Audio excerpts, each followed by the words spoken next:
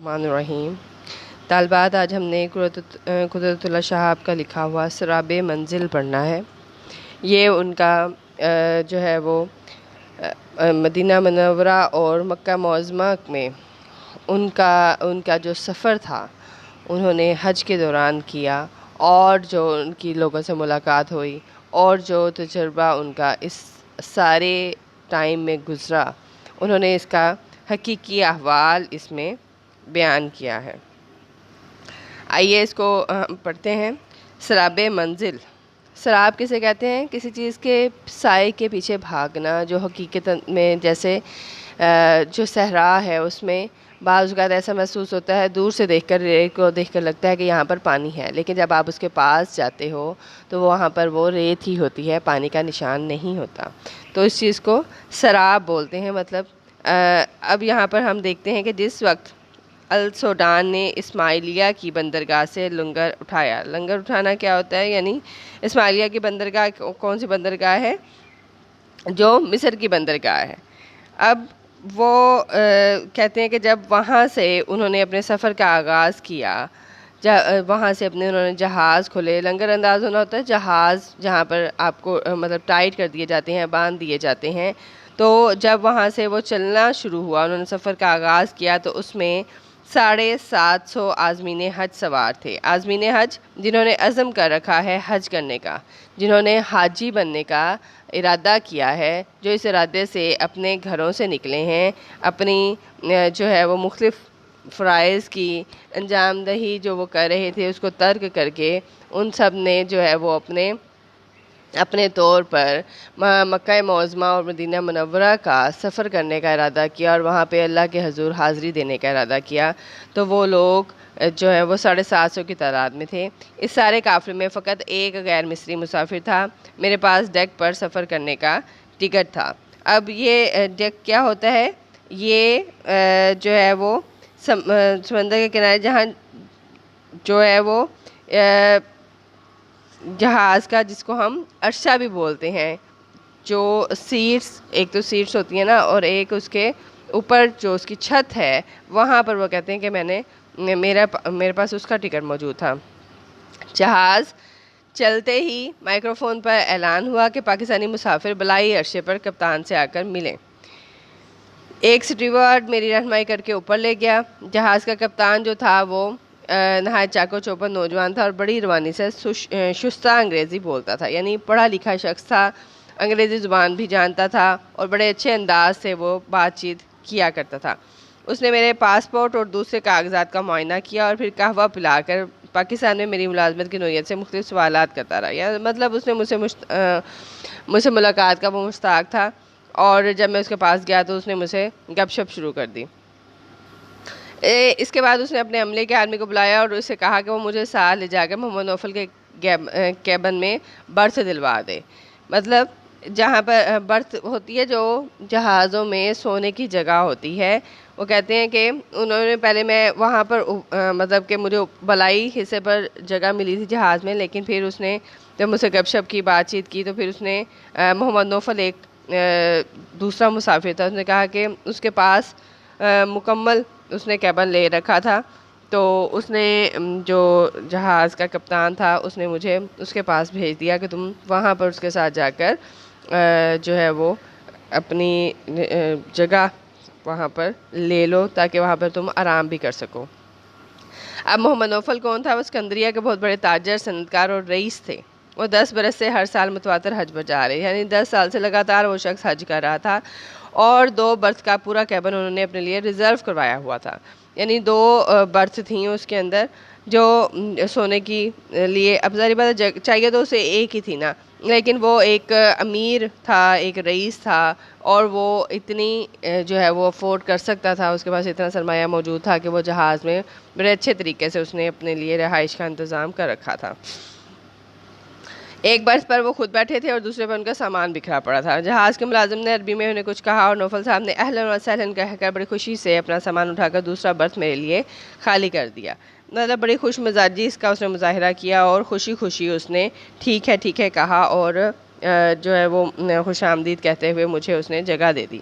Naufal साहब की रफ़ाकत मेरे लिए नेमत गैर मुतरकबा साबित हुई। यानी उसको उम्मीद नहीं थी कि उसे इतनी अच्छी जो है वो रफ़ाकत मिल जाएगी, इतनी अच्छा साथ मिल जाएगा इस सफ़र के दौरान। वो बड़ी अच्छी अंग्रेज़ी बोलते थे और मनासिक हज यानी कि हज में जो जो अरकान हैं, जो जो जो फ़राइज़ हैं जिनकी अंजामदही करना ज़रूरी तसव्वुर किया जाता है हज के लिए, वो तमाम के बारे में उन्हें बड़ी मुफीद मालूमात थी। तो कहते हैं कि मैं तो पहली दफ़ा हज के लिए जा रहा था, तो इसलिए मुझे इतना ज़्यादा अंदाज़ा नहीं था, लेकिन उन्होंने मुझे बड़े अच्छे तरीके से रहनुमाई की। पाकिस्तान के मतलब वो ज़्यादा ना जानते थे। शाम को मगरिब की नमाज़ के बाद उन्होंने बहुत सारे लोगों को अपने डेक पर जमा किया और मतलब वो सब ऊपर जाके जो जहाज़ का बलाई अर्शा था वहाँ पर बैठ जाते थे और वहाँ पर बैठकर फरमाइश एक दूसरे से करते थे कि उन्हें कुछ बातें बताई जाएँ। इस तरह वो उन्होंने सब लोगों को इकट्ठा किया और कहा कि उन्हें पाकिस्तान के मतलब कुछ बातें बताएँ। अब जहाज़ का जो कप्तान था उसके अमले के अफराद भी वहाँ आकर बैठ गए। कोई घंटा भर मैंने उन्हें तहरीक पाकिस्तान और क़याम पाकिस्तान के चीदा चीदा वाक़यात सुनाए। मैं अंग्रेज़ी ठहर ठहर कर बोलता था, नौफल साहब इसका अरबी में तर्जमा करते जाते थे। अब ये अंग्रेज़ी जानते थे और नौफल जो था वो अरबी भी जानता था और अंग्रेज़ी भी जानता था, और वहाँ पर जो लोग मौजूद थे वो अरबी जानते थे। अब ज़ाहिर बात है कि ये जो थे कुदरतुल्लाह शहाब ये अंग्रेज़ी बोलते थे और नौफल जो है वो अरबी ज़ुबान में उसका तर्जमा करके बाकी लोगों तक वो बात पहुँचा रहा था।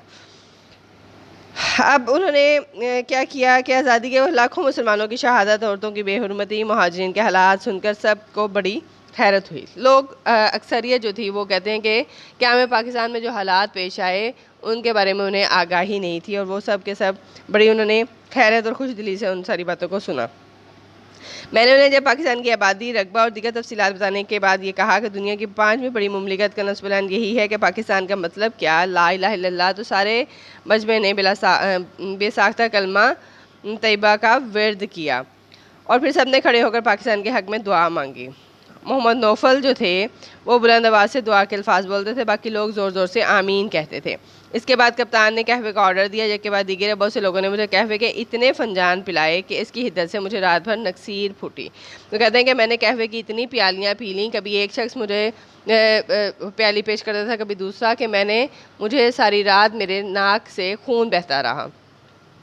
यूँ भी बहर अहमर में गर्मी अपने पूरे शबाब पर थी और समंदर की लहरें जहाज़ से टकराती थी, तो यूँ महसूस होता था जैसे हमारे चारों तरफ बड़ी बड़ी देगों में उबलता पानी जोश खा रहा है। यानी जब अब वो थे तो जहाज़ पर, बहरी जहाज़ पर थे, लेकिन वो कहते हैं कि जब इर्द गिर्द का पानी दोपहर के वक्त तप जाता था तो ऐसे लगता था जैसे कि वो पानी हमारे ऊपर गिर रहा है, उसकी भाप उसमें से निकलने लग जाती थी और यूँ लगता था जैसे वो पानी जो है बाकायदा उसमें उबाल उठ रहे हैं।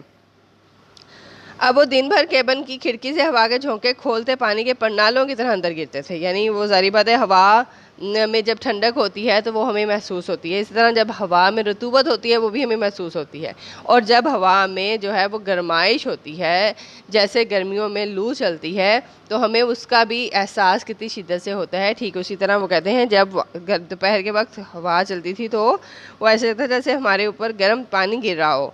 रात के पोर्ट होल की हवा नीम, अब ये इसमें जो बंदरगाह में सुराख रखे हुए होते हैं, गर्म बुखारात की सूरत इख्तियार कर लेती। कुछ कमरों में बिजली के पंखे लगे हुए थे, लेकिन उनकी गर्दिश रतूबर से लदी हुई बोझल हवा को अपनी जगह लाने से कासिर थी। यानी कि अब हवा में बोझलपन इतना ज़्यादा था क्योंकि आप समंदर में सफ़र कर रहे हैं ना, तो आप जो वहाँ पर हवा भी चलती है वो इतनी ज़्यादा भारी है, उसमें बोझलपन इतना ज़्यादा है कि वो पंखे उससे चलते ही नहीं थे, वो अपनी जगह पर ही ठहरे रहते थे और बहुत आहिस्ता हरकत करते थे अगर चलते भी थे तो। धूप में आफताब की किरणें लोहे की गरम गरम सलाखों की तरह लटक रही थी और जहाज़ का मुसाफिर का चेहरा पसीने की झालर में लिपटा हुआ था। इसके बावजूद आज़मीन हज की टोलियाँ बड़े इत्मीनान से अर्शे पर जा बैठी थीं। कुछ लोग तिलावत कुरान में मसरूफ़ थे, कुछ तस्बीह कर रहे थे, कुछ हज की दुआएं याद करने में लगे हुए थे, और एक कोने में मोहम्मद नौफल साहब भी कुर्सी पर बैठे थे और कटी हुई बर्फ़ की पोटली बार बार सर पर फेर रहे थे। वो कहते हैं लोग सारे इबादतों में मसरूफ़ थे, लेकिन मोहम्मद नौफल जो एक ताजर है, एक रईस है, एक बड़ा आदमी है, उसको गर्मी ने बेचैन किया हुआ है और वो बार बार बर्फ़ को अपने कभी सर पर कभी जिस्म पर मल रहा है ताकि गर्मी की शिद्दत में कुछ कमी वाक़ई हो जाए। धूप में इत्मीनान से बैठे हुए आज़मीन हज की तरफ देख के मोहम्मद नौफल ने सरदार भरी और कहा, मैं भी इन लोगों का हमवतन हूँ, लेकिन हमारे दरमियान बहुत बड़ा फ़र्क है। ये गरीब लोग हैं, इनके सीने में कनात की इतनी खुनकी है कि गर्म मौसम की शिद्दत उन पर कोई असर नहीं करती। मेरा मामला दूसरा है, मैं बड़ा कामयाब ताजर और सनतकार हूँ। जिस काम में हाथ डालता हूँ उस पर हुन बरसने लगता है। हुन बरसने लगता है, वहाँ पर दौलत ही दौलत हो जाती है। मैं जो काम भी करने की इब्तिदा करता हूँ, यानी कि मैं बुनियादी तौर पर बड़ा खुशकिस्मत इंसान हूँ। मैं जिस काम में हाथ डालता हूँ वहाँ पर उसमें इतनी तरक्की होती है कि मुझे उससे बहुत ज़्यादा जो है वो पैसे मैं उससे कमाता हूँ, लेकिन उसके बावजूद मेरा दिल नहीं भरता। देखें, अब अगर किसी शख्स के पास कम दौलत है तो वो उसमें खुश रह लेता है। जिस शख्स के पास ज़्यादा सरमाया होता है, ज़्यादा दौलत होती है, उसके अंदर मज़ीद दौलत हासिल करने का या जमा करने का, इकट्ठा करने का वो मज़ीद जज्बा जो है वो परवान चढ़ने लगता है। वो कहता है कि मेरे अंदर भी जो है ये लालच की भट्टी सुलगती रहती है। सर्दी के मौसम में बर्फ़ के बगैर मेरी प्यास नहीं बुझती। मोहम्मद नौफल ने बर्फ़ की डली मुंह में डालकर कुछ देर उसे चूसा और बोला कि ये तपिश मेरे मुकद्दर में लिखी है, मैं इसे छोड़ना भी चाहूँ तो छोड़ नहीं सकता, क्योंकि दौलत कमाने के अलावा मुझे और कोई हुनर नहीं आता। मैंने उसे एक बुज़ुर्ग का मकूला सुनाया कि दुनिया की मिसाल आदमी के साए की किसी है। अगर कोई अपने साए की तरफ दौड़े तो वो उसके आगे भागता नजर आएगा। अगर साए को पसे पुश डाले तो खुद इसका पीछा ना छोड़े। जो कोई दुनिया को तर्क करता है, दुनिया उसका पीछा करती है और तर्क करने वाले को तलाश करती है। यानी वो क्या कहता है कि अगर आप दुनिया को छोड़ देते हो तो दुनिया आपके पीछे पीछे रहती है, और अगर आप जो है दुनिया के पीछे रहते हो तो दुनिया आपके आगे भागती है। मतलब अगर आप ये चाहते हो कि दुनिया आपके कदमों में आ जाए तो आपको चाहिए कि आप दुनिया को तर्क कर दो, उसकी ख्वाहिश करना छोड़ दो। तो इससे क्या होगा कि दुनिया आपकी ख्वाहिश करेगी, आपकी तलब करेगी। लेकिन अगर आप दुनिया की तलब में लग जाओगे तो दुनिया आपके आगे भागेगी, वो आपके हाथ नहीं आएगी। ठीक है, ये इसको आप लोग जहाँ तक रखें, ये वैसे आसान चैप्टर है, इसको आप खुद से भी पढ़ सकते हो। इसको आप थोड़ा सा खुद से भी देख लीजिएगा। तवील चैप्टर है, अगर हम इसको मुकम्मल करने की कोशिश करेंगे तो बड़ा टाइम लग जाएगा इस पर। ठीक है, इसके साथ आप लोगों को मैं बताऊं कि 4th ईयर के एग्ज़ाम्स के बारे में मैंने सुना है कि शायद वो 5 अगस्त से हो रहे हैं। इस सिलसिले में अगर आप लोगों को कोई इन्फॉर्मेशन चाहिए हो तो वो प्लीज़ आप लोग अपने अदारे से या यूनिवर्सिटी से ज़रूर ले लें, ताकि पेपर देने में कोई तालिब इल्म जो है वो रह ना जाए। ठीक है, अपना ख्याल रखिएगा, दुआओं में याद रखिएगा। अल्लाह हाफ़िज़।